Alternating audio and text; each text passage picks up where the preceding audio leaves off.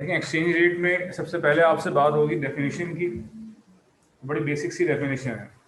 पहली definition, the rate at which one currency can be converted into another. Second definition, the price at which one currency can be converted into another. So these are the two definitions. जो आपको आसान लगे वो आप लिख लीजिएगा, ठीक है।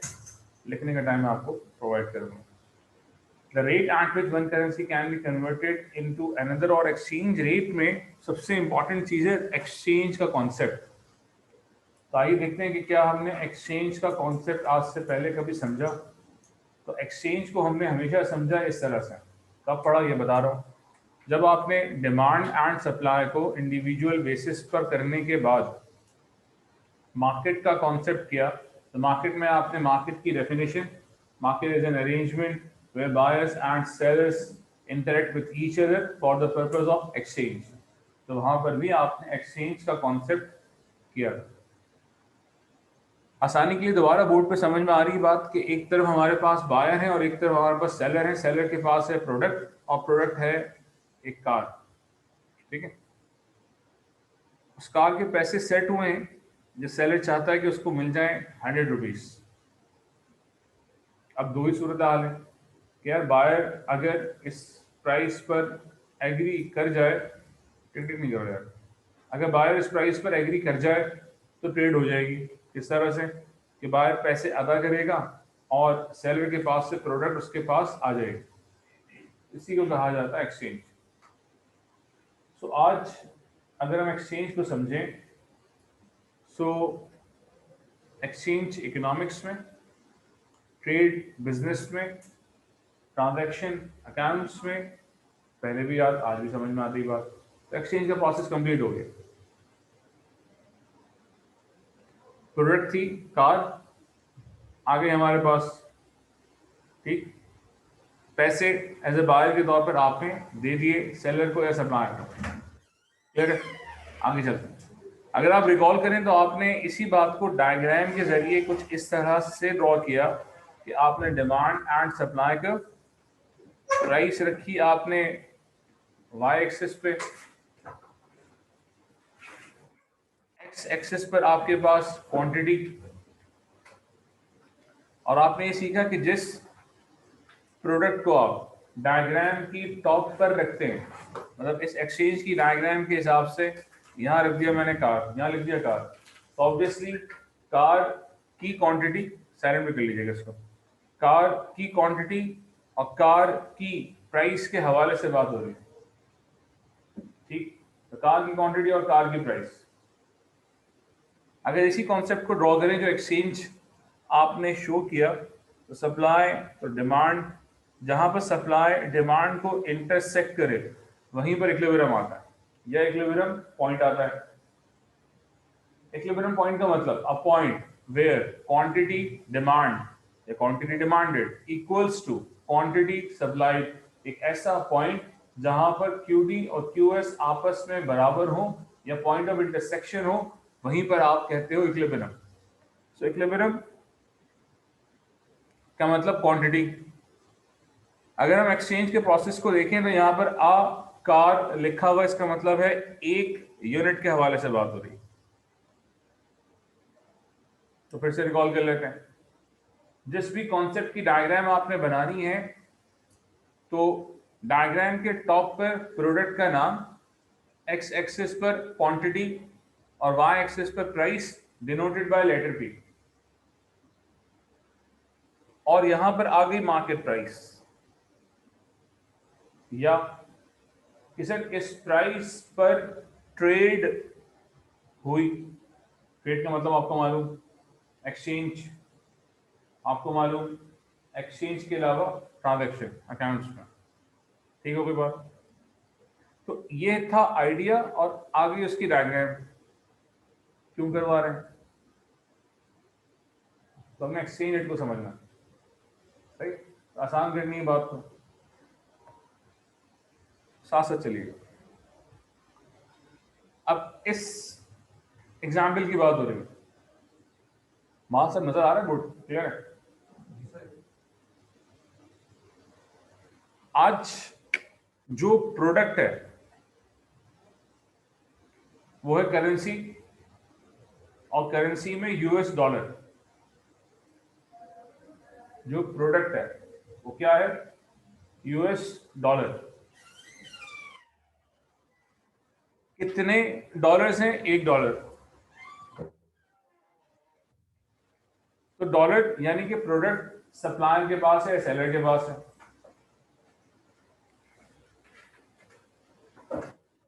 आप समझते हैं आगे? तो एक ट्रांजैक्शन में एक बायर है और एक सेलर है। तो मैं आज $1 हासिल करना चाहता हूं। भाई आप दुनिया में कोई भी चीज हासिल कर लें, यू हैव टू पे द प्राइस। इसी तरह से मैं एज अ बायर डॉलर को हासिल करना चाहता हूं। कितने डॉलर है? 1। तो जिन साहब के पास डॉलर है, मैं उनके पास गया, मैंने कहा कि डॉलर मुझे चाहिए। उसने कहा ठीक है, एक्सचेंज के रूल के हिसाब से मैं आपको अपनी ये प्रोडक्ट देता हूं, बदले में इसके अगेंस्ट में आप मुझे क्या पेमेंट करोगे? मैंने कहा मैं तो पाकिस्तान में रहता हूँ, या पेमेंट करनी है, पॉकेट में हाथ डाला तो PKR, वो करेंसी जो मेरे मुल्क में चलती थी, वो निकली। मैंने कहा ये है मेरे पास, ये करेंसी है, ये पेमेंट का मोड है। पेमेंट का मोड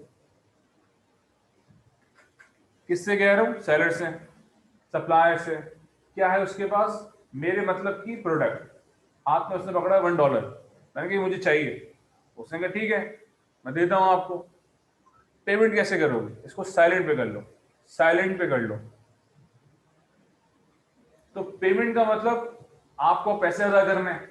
आपने जेब में हाथ डाला, आपके पास PKR निकला, आपने कहा भाई ये है मोड ऑफ पेमेंट, मैं इसमें आपको पे कर सकता हूं, चाहिए मुझे ये प्रोडक्ट $1।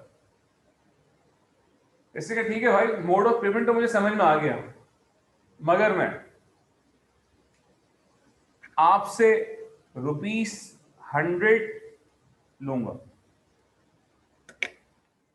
आपने क्या भाई जाती है, तुम अपनी करेंसी का तो 1 यूनिट मुझे दे रहे हो, और मुझसे मेरी करेंसी के 100 यूनिट मांग रहे हो।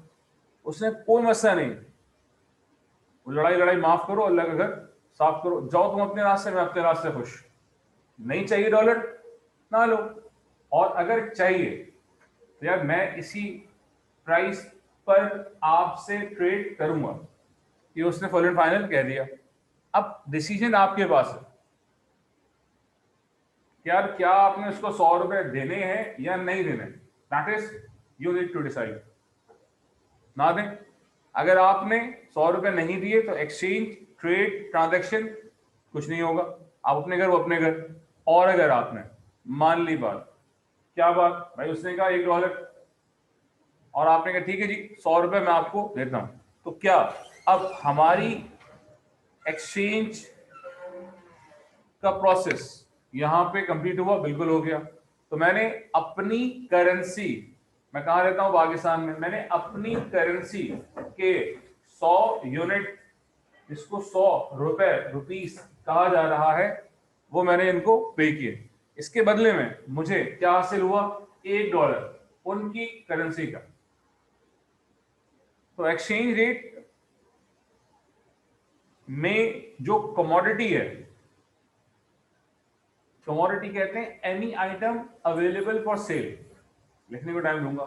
Any item available for sale को कमोडिटी कहा जाता है। तो आज हम जिस मार्केट में मौजूद हैं, भाई बहुत सारी मार्केट्स होती हैं। तो स्टील मार्केट है, वहां स्टील मिलता है। तो राइस मार्केट है, वहां राइस मिलता है। शुगर मार्केट है, वहां चीनी मिलती है। कोई ना कोई तो मार्केट होगी।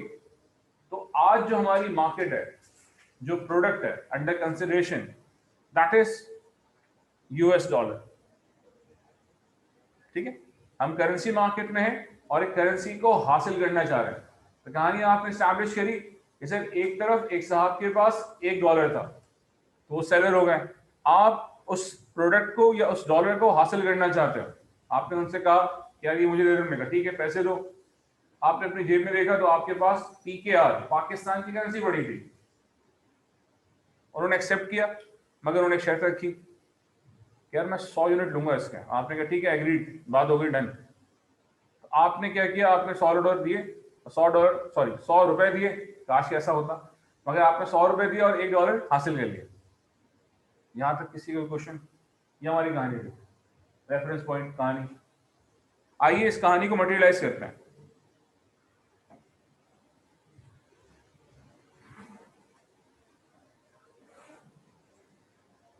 भाई एक चीज होती है साइलेंट। साइलेंट का मतलब होता है मोबाइल से टुई टुई आवाज ना आए। तो जिसके पास है इस तरह टुई टुई आवाज आ रही है वो बंद कर दें, साइलेंट हो जाएगा। उसमें ऐसी कौन सी रॉकेट साइंस?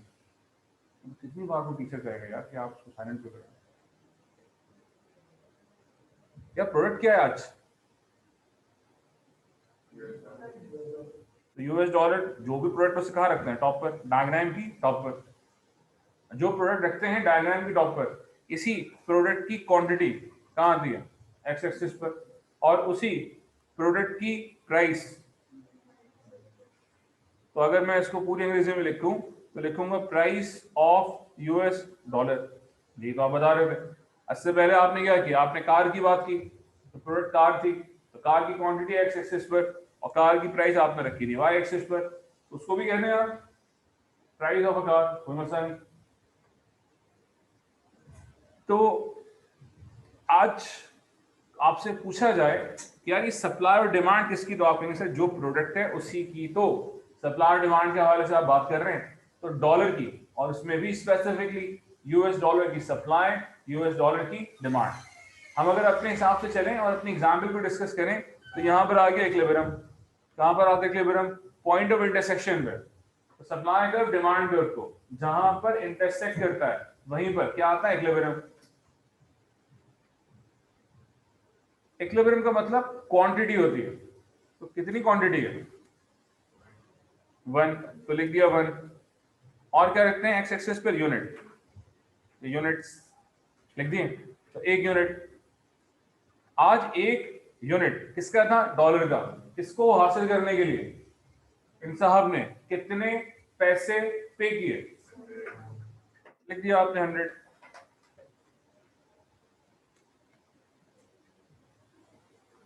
आखिरी कील,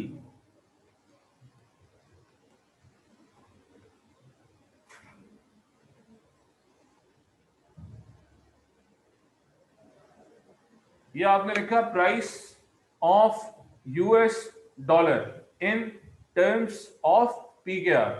भाई जो पेमेंट आपने करी थी किस करेंसी में की थी? PKR। खत्म एक्सचेंज रेट, ये एक्सचेंज रेट था। यहां तक पहुंचेंगे, बाकी सारे काम आसान, ये मुश्किल होती। तो आपने एक्सचेंज रेट स्टार्ट किया, एक्सचेंज रेट की डेफिनेशन, एक्सचेंज रेट को आपने कनेक्ट किया एक्सचेंज के टॉपिक के साथ जो आप मार्केट पढ़ते वक्त समझ चुके थे, और फिर आपने आज एक्सचेंज रेट को समझ लिया।